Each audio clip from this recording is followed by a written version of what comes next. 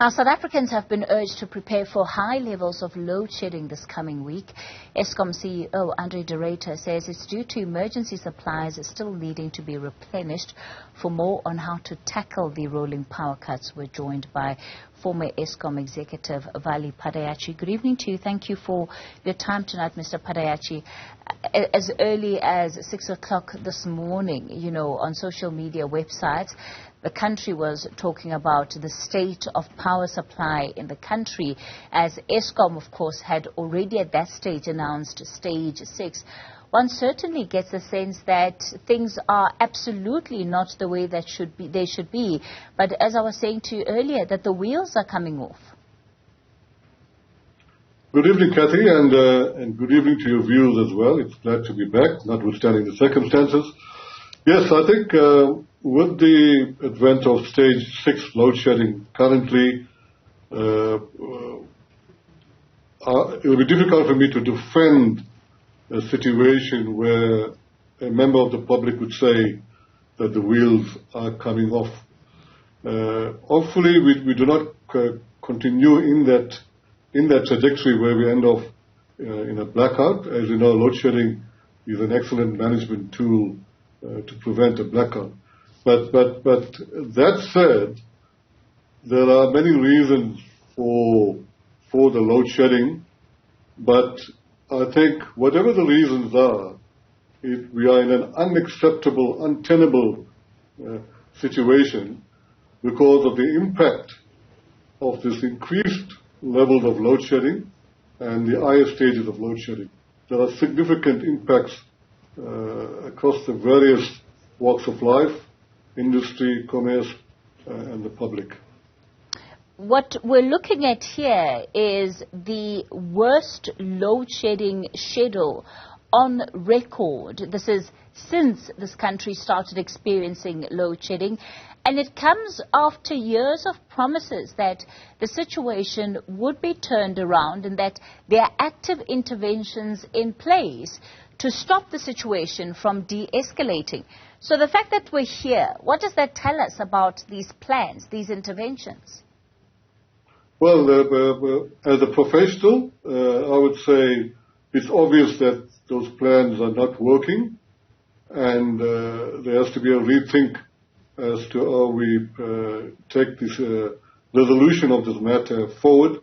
It has to be a matter of urgency, and there are a few reasons for this significant escalation of load shedding, and I'm not defending Eskom here. I think wearing another cap where it represents the Munichs, we would want Eskom to account.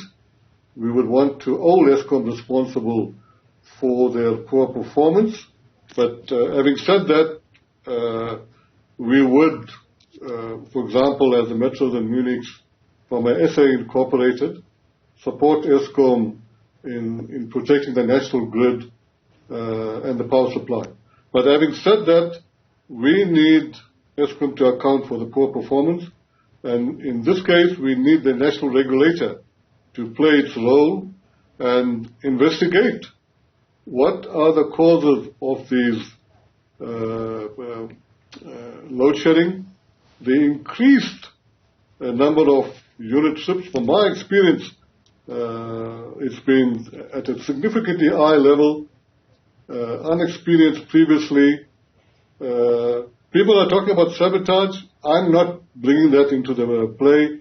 I don't have evidence of that. Eskom has also ruled that out.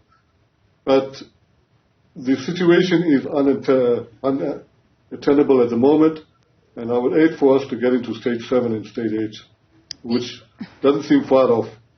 You're speaking now about the energy regulator, and we know that, Eskom has been in the process of asking for a tariff increase. That figure, said to be estimated between around 32%.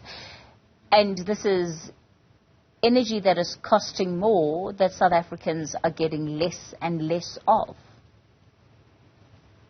Exactly. It seems to be a paradoxical situation, and if I talk about the other sector that I represent, the Metro and Munichs, this plus or minus, we gather about 32% increase is an unacceptable situation.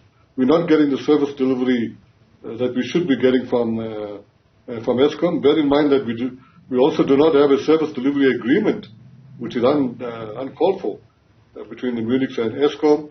And then to have this 32% application is elevating the aggro and the levels of frustration. And the Munichs are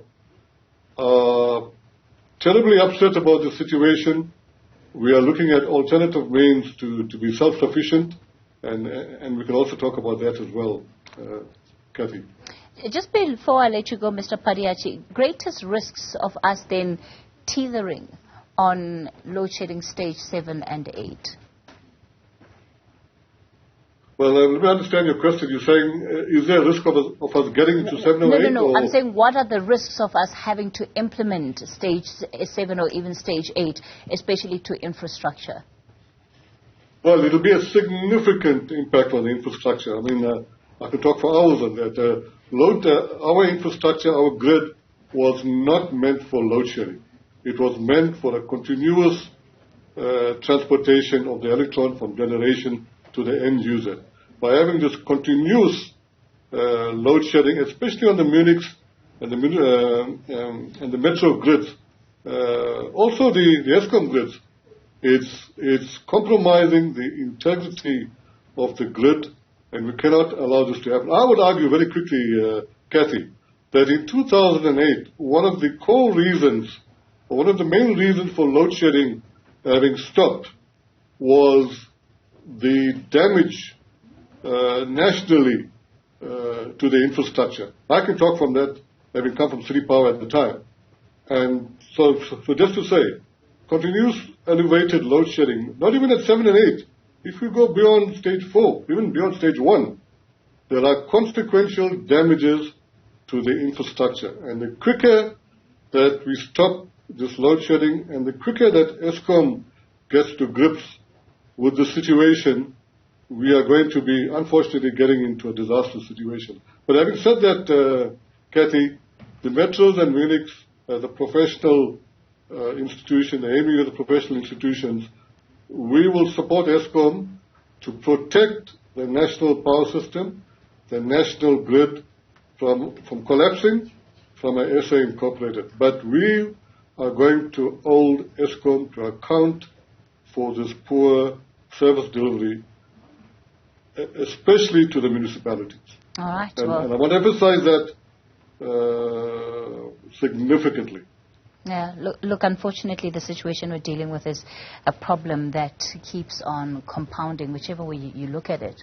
The power supply issues of this country seem to be worsening from all sides. And that, of course, Vally Padayachee, former Eskom executive, and you heard there the warnings about what happens then, in particular damage to infrastructure, when we do continuously implement beyond stage 6 rolling blackouts.